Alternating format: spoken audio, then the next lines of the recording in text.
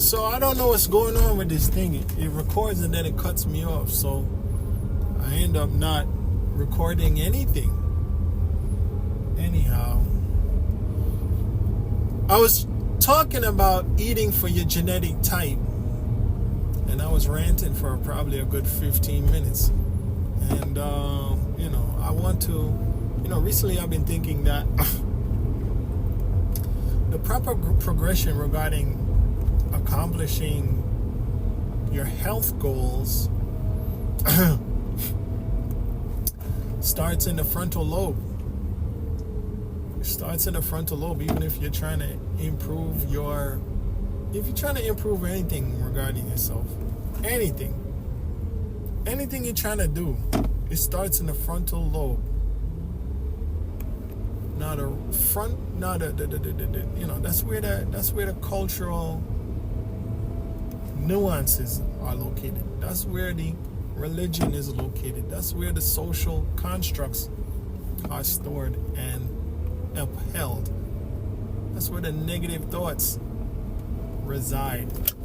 That's where the positive thoughts reside. In my opinion, that's where the controls for everything go. Now they have the prefrontal cortex, which they can cut that out, and then cure you of whatever mental illness sometimes that you're experiencing. Well, you overtly seem to be cured, but you're much more subdued, and you're not really, you're kind of like a little bit away from a vegetative state, but you're still functional. All your organs are going to function because those are near the back part of your brain. Those are near the back and lower part of your brain. Those in the hypothalamus, pineal, pituitary, brainstem, and all them other names that they got for the different parts of the brain in the back, in the lower part and in the back. All of that part right there is keeping you alive. Even your eyes, the optic nerves go into your head, go over the pituitary gland, and go back to the brainstem area and give you the ability to see what's going on. Right? So that part over there in the back, the most animal primary functions. Taste, touch, hearing, what else? Smell. I don't know, maybe smell is in the front. I don't know, but I think most of them connect to the low part near the spine, the brainstem area. I believe so. I believe that's where the receptors are, and they all connect to the brainstem in the back. So this goes back to the conversation where my son asked me if somebody's brain gets damaged, will they live? Yeah, if the front part of their brain gets damaged, it's not a problem too much, not a big. They'll be able to survive in some sort of way. But if the back part of your head gets damaged, then, or the middle part, then you got a big problem. Then it's highly unlikely. Survival is highly unlikely, which makes sense because your neck and all of that is more supportive of the back part of your brain and whatever the case may be. Anyhow, now if you are so what I'm saying is that the frontal, your discipline, all the influences that are happening to you through social media and through social pressures and social constructs, those are occurring in the frontal lobe or the frontal cortex or whatever the heck they want to call it, in the front part of your brain. I'm going to just call it the front part of your brain. I ain't no doctor. I'm not a doctor. I'm not not really a scientist. I'm going to say that.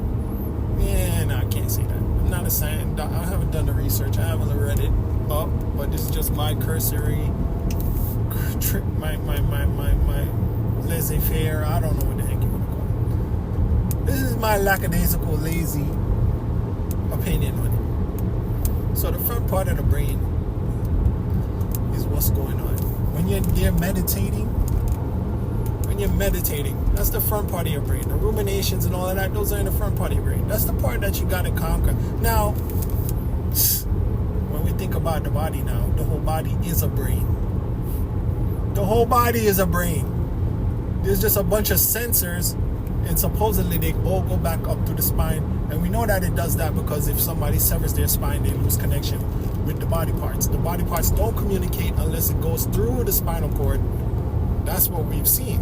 We haven't seen anybody that's been paralyzed just will their organs into working using their will and achieving communication through other pathways other than the spinal cord. So that's how they know whether you're having a C1 or a C2 or a whatever, you know what I mean? I think it goes to, I don't know. I think the bones in the spine go all the way from the letter C to the letter L. I don't really remember. I know they got L1, L2, they got C1, C2, whatever. They got the lumbar and they got the cerebellum and all that blah blah blah. So C mean like cerebellum and L mean lumbar. So some is in the lower part of your back and some is near the top of your head and near the top of your neck. And I don't know. But anyway, they got a number for them. So based on where you get damage and the severing takes place in your spinal cord. Am I still recording? Yes. Wherever the severing takes place in the spinal cord is going to determine where the paralysis, how many organs are paralyzed, right? So we know that the communication takes place through the spinal cord. And through the frontal lobotomies that the Egyptians were doing, all the way to the frontal lobotomies that they was doing in the 1800s, we know that you scramble the front part, the frontal lobe, the prefrontal. You know that you scramble the prefrontal cortex. I think that's the prefrontal cortex. You scramble it, and you get crazy people to start acting normal. I don't like to use that word. I'm sorry. Whatever. I'm acting up. I'm sorry. You get people who are not conforming to social norms or what is expected of them in whatever order that they're living in. You get them to behave differently. You can also do those things by, I think I discussed it. If you remove somebody's adrenal glands, you remove their fear. Right? They start taking a lot of risks. You remove a man's testicles, he starts to gain weight. Right? He starts to present more, he just starts to gain weight. He starts to gain weight more like a woman. Because the androgens, which I guess are the male hormones, keep the weight down on a man, or dictate what part's gonna grow and what part's not gonna grow. When a man is developing or a woman is developing, the hormones, whether the estrogen or the testosterone, depending on their concentration, it's gonna tell, you're gonna have breast growth, or you're gonna have butt growth, or your hips gonna grow, or whatever the case may be. Those plates are gonna be enlarged, and the fat deposits are gonna go where they're supposed to go, or whatever. The strength is gonna go where it's supposed to go. I feel like women have bigger thighs than men do. I think they got stronger legs than men do. I think so. Men may have stronger arms than women, historically, traditionally, right? So the different parts of the brains and different parts of the bodies that's sending, creating, manufacturing things that determine how the body's gonna grow, how the body's gonna go, all of these things. So, oh man, we're supposed to go to karate today. What's going on? What time is it? Yeah, I forgot. Anyhow, man, I'm working on my background and doing some stuff, so. But I don't have to do it. Somebody else could do it, but I'm the one that's supposed to do it while I'm doing something else. So, anyway, if that's how it's gonna go, listen, I'm gonna hold it up, because guess what? God gave me the ability. Anyhow, I'm not going off on a tangent on what I'm angry about. What we're gonna focus on is what we can do. We're gonna focus on what we enjoy. We're gonna focus on what's good and what's beautiful. Now, I saw a little Instagram video this morning, and a guy was saying, you know what? First thing you do in the morning, be grateful. Say thank God for all the blessings and all that, yada yada, and thank Him that He made you and made you wonderful and all these things. I'm gonna paraphrase. I'm gonna, use some artistic license. Let's say that he said, you're fearfully and wonderfully made. That's what Christian people typically say. So he said to say that to yourself, you know what I mean? Be grateful. Say that you're wonderfully and fearfully made. And stuff like that. Now, in my opinion, these mantras, these practices, our chants, our meditations, whatever you want to call it, these are things you're intellectualizing and affirming in your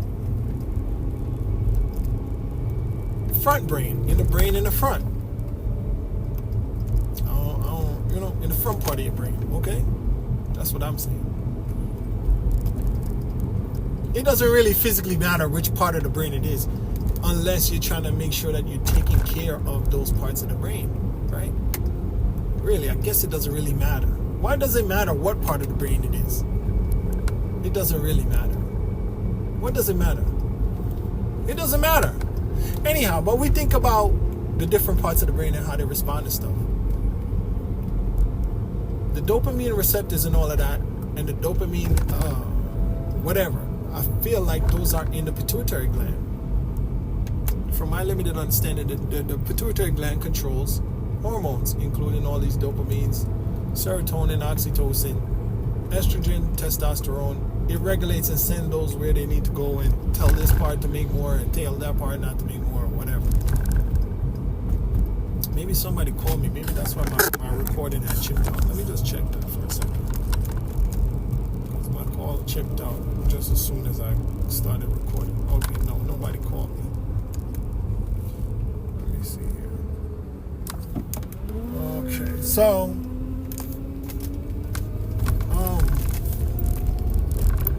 when you want to make up your mind to do something, you gotta make up your mind. The drugs, the medicines, the whatever is going on. Okay, I don't see the car. I'm looking for my mother's car. The drugs, the dope, the things that you see, you're not seeing with the front part of your brain. Not really. You're seeing them with the back part of your brain, the lower back part of your brain. You're seeing things with.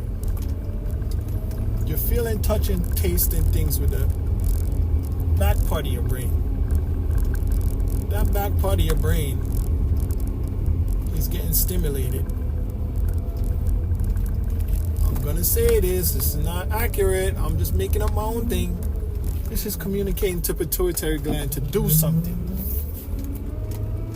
The pituitary gland goes over there now and turns on a hormone in response to that. In response to the hormone turning on, your heart rate start going up or it go down,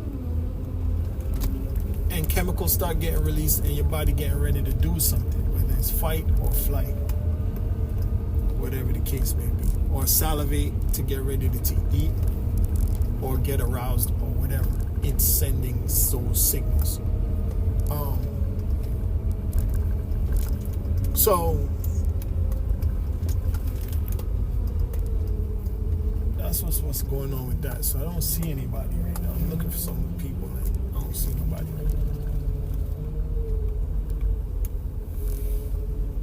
I'm looking for my mother, really. That's what I'm looking for. I'm not really looking for anybody else.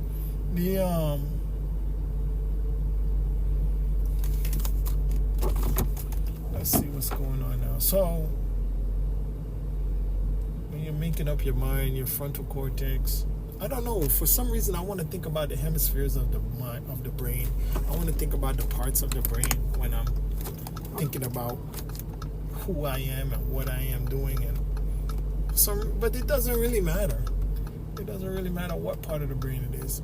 I just like to know what part of the brain it is. I like to think about what part of the brain it is. So anyhow, so the front part of the head now, the brain. Now, like I said, after you see something, it sends a message to the pituitary gland to do something. Now your body wants to do something. So what's stopping your body from doing something? Or what's the last checkpoint to really act on that, right? I think it's the front part of your brain, the frontal cortex, or the whatever the heck you want to call it, the front part of your brain. I'm thinking that that's the part that's going to say now, do it or don't do it. Do it well or don't do it at all. Or do it halfway. Or give up or whatever. That's the front part of the brain. So I asked Copilot the other day, how can I develop the front part of my brain? And let's see if we can find what Copilot had said to me. Hold on, let's see here. Copilot told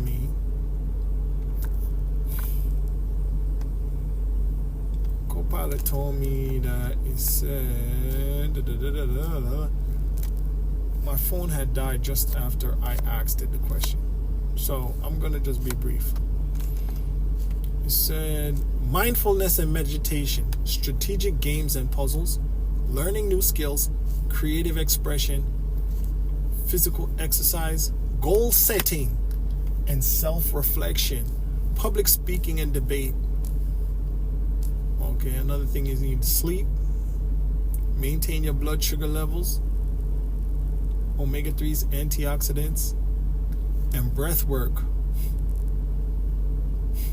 It says box breathing or alternate nostril breathing can calm the limbic system and sharpen prefrontal clarity. So,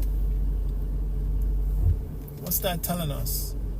It's telling us that you got to exercise your cognitive abilities and get into debate and learn ideas and all these things. Those are going inside that's going into the what do they call it? Prefrontal clarity, prefrontal cortex, or whatever the heck it is, or the frontal cortex. I just want to say the whole frontal cortex. I don't know. So it's gotta get up into that part of your brain. And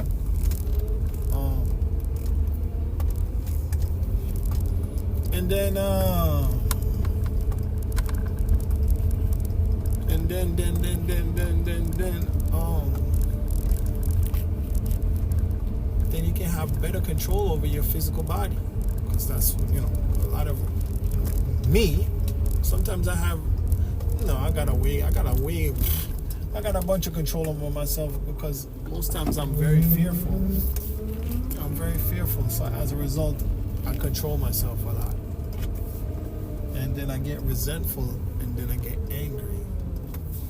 But then I still don't do anything because I'm very much subdued. So the fact that I'm subdued, I should really give myself a pat on the back. Even though it's out of cowardice, forgive me, God, and fear.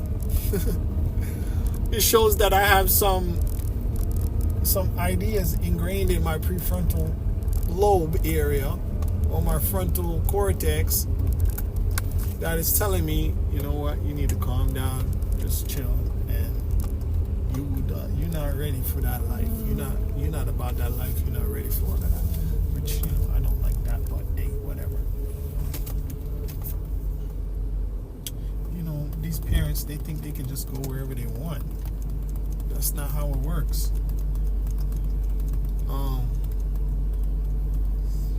So yeah, let me make a call. Anyhow, so my issue was why I even started thinking about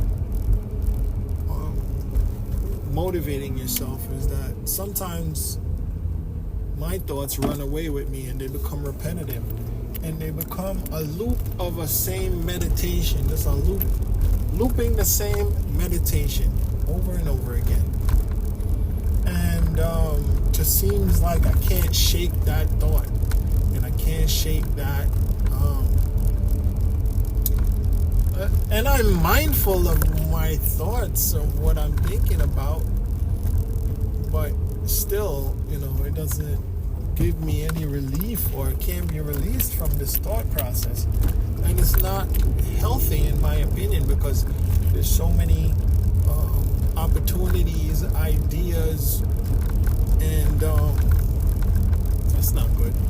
Ideas and opportunities and inspiration that I'm missing out on by filling up my prefrontal cortex or my frontal cortex, whatever, filling it up with negativity, filling it up with rumination, filling it up with negative repetitive thoughts of whatever type they might be, filling it up with thoughts that are not productive financially and otherwise, economically, socially, not profitable for me. So I'm trying to figure out what's going on with that, because what that does then is sends back feedback information back to the pituitary gland, upsetting me and making me release cortisol and probably increase the size of my dopamine receptors, making me more prone to self-medicate, like going to get some sugary food, some Dunkin' Donuts, some hot latte. I had a hot latte today. Yesterday I went to Sugar Shack. I had a Nutella hot chocolate. Now, if you're not diabetic and you're behaving yourself and you want to give yourself a treat, if there's a sugar factory near you, don't even buy any food. The food is expensive and they force you to pay gratuity. So don't do that, right? I didn't have a choice. I had to pay for it. So I would recommend you try the hot chocolate with Nutella. I mean, it's like the first time I ate a Cinnabon. Maybe it's like the first time I ate a Cinnabon. I've seen, maybe my dopamine receptors have shriveled up because nothing is special to me anymore. Everything is just blah, except for my hot caramel latte and my egg and cheese croissant. My egg and cheese croissant and my hot latte make me very happy. And I start buzzing all day. I start vibing all day. I start going off all day. I'm buzzing for like a good 4 hours with the simple carbohydrates, the whole bunch of calories, the protein, the sugar. I'm vibing for like a good 4 hours, and I'm in a good mood when I get it, but not much in life really excites me anymore. It's like that there's a price for anything that's fun. It feels like there's a price, but you gotta kind of. I'm trying to will that out of reality. I'm trying to will into the reality that when I enjoy myself, it doesn't cost anything. I've been so far subscribed to the mindset that when I enjoy myself, it costs something. Anyhow, I gotta do something, so just stand by. So I was trying to figure out what part. Well, I mean, I kind of had an idea, but so, you heard what Copilot said: meditation, debate. So that means socializing, and it's known that socializing is good for you. Now, I think debate is not having arguments with negative people. That's just, I want to say a curse word, but I'm not going to do that. A debate is not just having an argument with someone ad nauseum with no resolution and no point to it. That's not, in my opinion, a debate where there's a lot of negative energy and anger and all of that. I mean, in debates you do get heated. Sometimes you do get excited.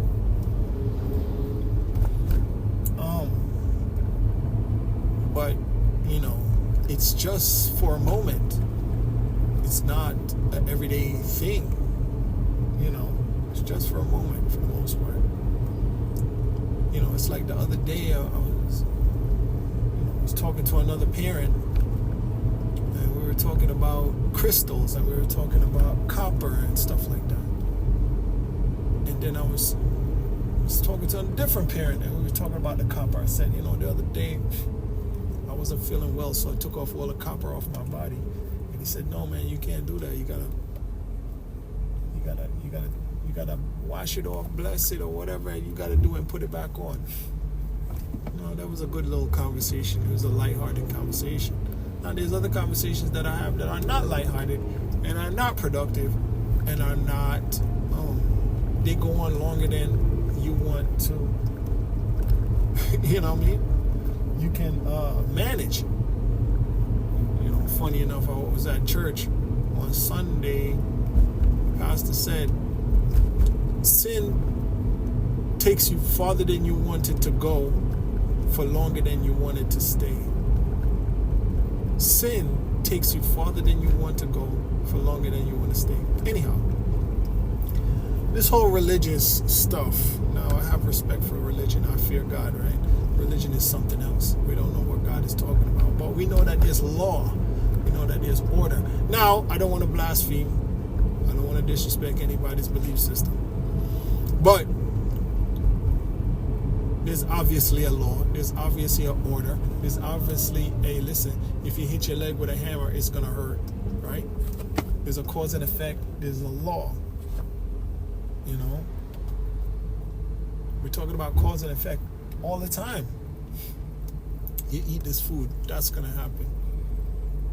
You know, in a certain concentration, of course. You don't get enough sunlight, this is going to happen.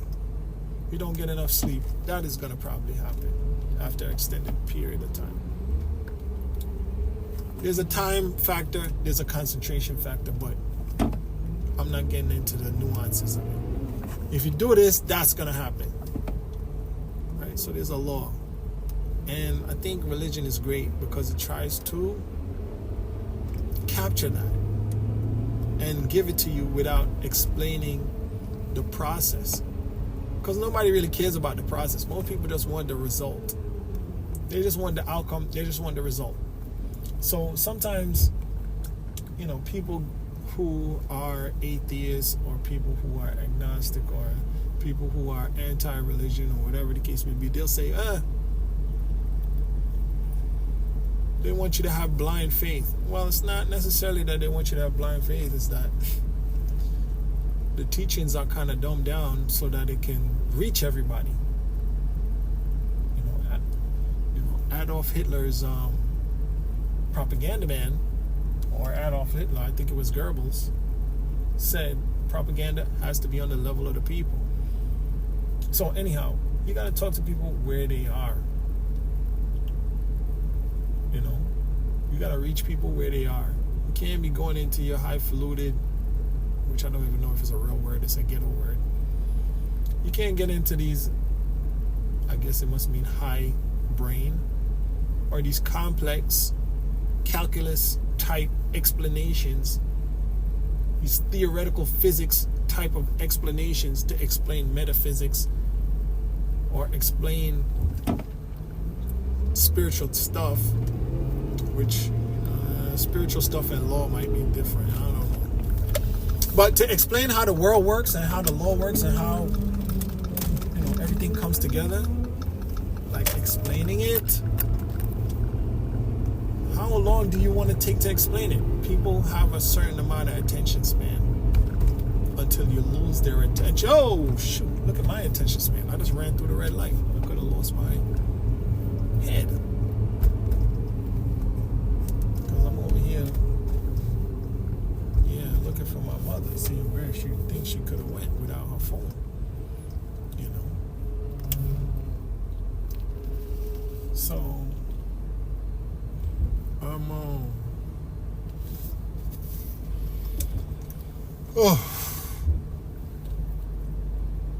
yeah, so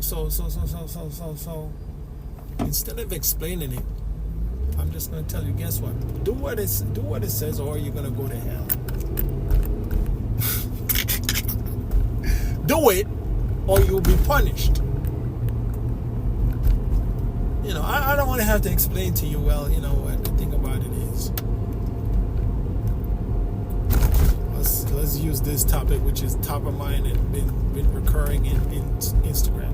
Let's say you're married, you reproduce out of wedlock. That doesn't contractually bound your spouse to stay and maintain this combined DNA human being that didn't ask to be here, who needs to see that duality and have the balanced paradigm of male and female in their presence in order to understand how the next generation is supposed to be carried out and reinforce what is somewhat has been ingrained through generations on how the order of the society works, so that we can maintain the order for the rest of the community for generations to come, and ensure that the mother, while she's in her gestation, is provided for, because she's vulnerable during those times as she's somewhat incapacitated, especially near the end trimester. And human babies need a lot of support, probably up until about, 5, 6, 7, 8 years old. And while somebody has to hunt and somebody has to be at home protecting the kids, you can't take a little baby crying out on a hunt. Somebody's got to deal with it. Somebody's got to keep the baby quiet. The species has to be propagated because there's a whole ecosystem that depends on humans functioning inside of this ecosystem, eating food, pooping out waste, harvesting, growing, doing whatever they do in their natural progression of human activity. I don't even know what I want to get at Home Depot.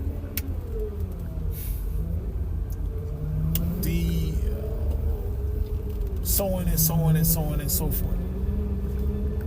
Who wants to have to explain all of that? No, we just say, listen, no sex outside of wedlock. Okay? We already know that. And now we're doing studies that we're seeing that fathers are very important, because over 90% of the people in prison didn't have a father growing up in the home. So we see that this person is not going to maintain the order, because there's one gender that's supposed to be the representation of order, be the representation of tradition, and that's the father. While the mother is dynamic and brings in variety and brings in innovation and brings in learning, new things, new concepts, and teaches the children as she is in the one that's in main communication and main proximity to them.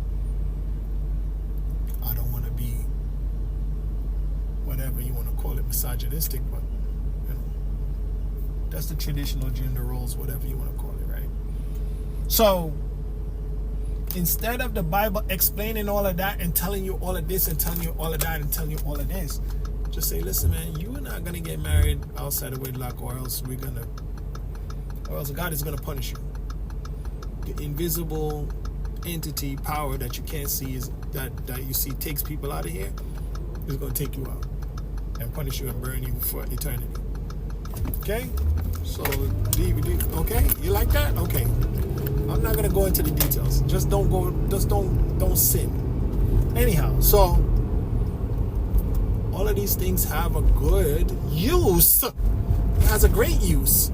So encouraging people to get married before they reproduce, making them contractually bound in a public setting where everyone understands that this union is a publicly acknowledged and filed, whatever, if you get a license, or everybody knows, everybody comes to the event, right? A wedding is always a big thing in traditional cultures.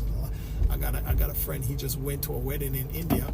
Now he's got to go back to another wedding in India. So not only do we need the people in India to know that y'all is married. We need the Indians from the family that live all the way overseas to know, so that there's no inbreeding and there's also no disrespect regarding you trying to, shoot your shot at the woman who is somebody else's wife.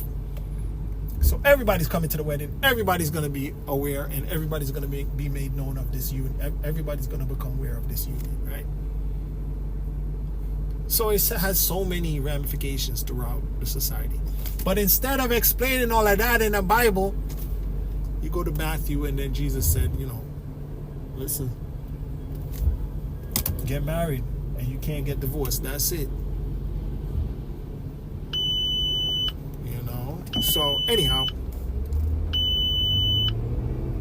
why did I say all of this and say all of that? I don't even know why I said all of that. But why I was saying it is because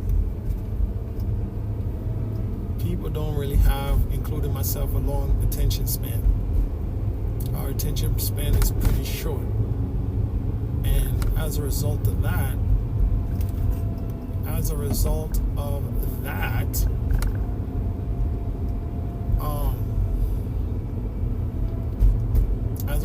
our short attention spans, we need the information right now. So the Bible is just going to give you it in a entertaining way with stories, and give it to you in a succinct way with threats of violence.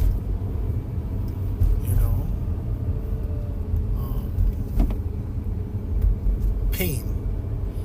Now, so what sparked me to think about all this? I was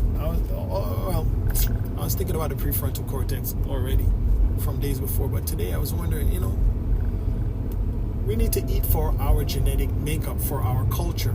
People from sub-Saharan Africa, 80% of them can't, 80% of us cannot digest milk. We're lactose intolerant. I'm one of them. Only 20% of people of European descent are lactose intolerant. That means that, the Maasai are probably an exception, and I went in on a tirade about the Maasai people, and it don't matter. They're the exception to the rule, okay?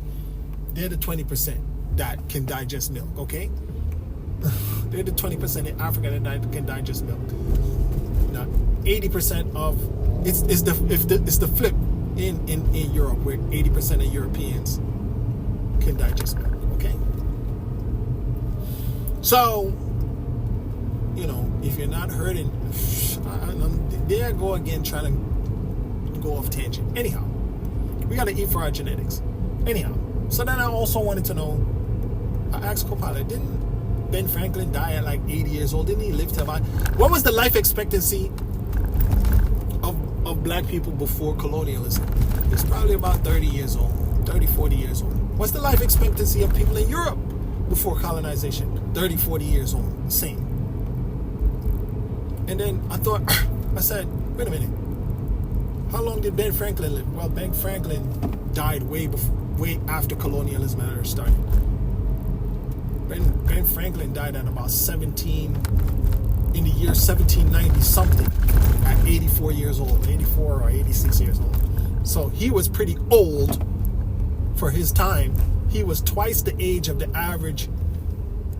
The average person was dying at 30, 40. Ben Franklin lived to be 84, 86, something like that. Let the man get in, man. Come on now.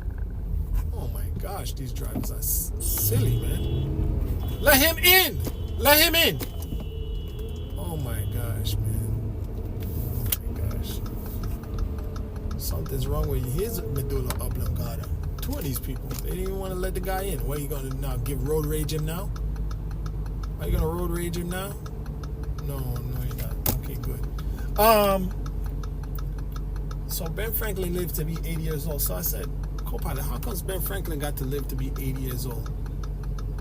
Well, basically, between me and co-pilot, we came to the conclusion that he had better food, he had better medical care, because he was pretty up on whatever's new.